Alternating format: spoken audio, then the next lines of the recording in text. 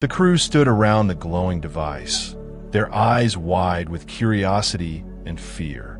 The eerie voice from the machine still echoed in the air, filling the chamber with an unsettling hum. Captain Alex Carter took a step closer, his heart racing. He wasn't sure what the device was saying, but he knew it was important. How do we stop this? Zoe Lee asked, her voice trembling slightly. She had been working with alien technology for years, but nothing like this had ever come across her path. The device seemed to be alive, its pulse matching the rhythmic sound of the strange language. "We don't stop it," Alex replied, his voice steady but filled with urgency. "We figure out what it's telling us. We need to understand it before it's too late." He turned to his crew. "Prepare for anything. I have a bad feeling about this."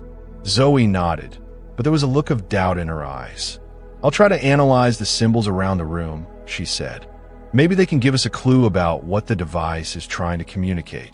As Zoe worked, Alex turned his attention to the pedestal the device rested on.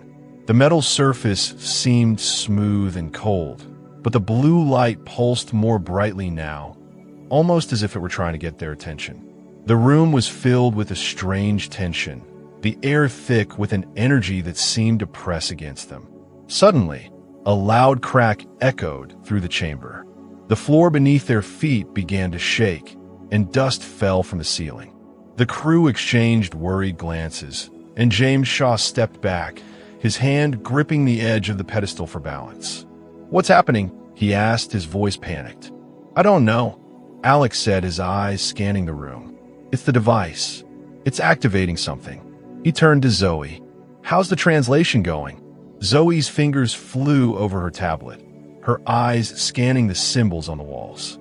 I think it's a map," she said, her voice filled with awe. "But it's not a map of this planet.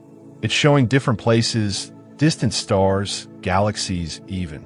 And there's something at the center, something that's glowing brighter than anything else." She paused, her brow furrowing. "It's like the device is guiding us somewhere. But where?"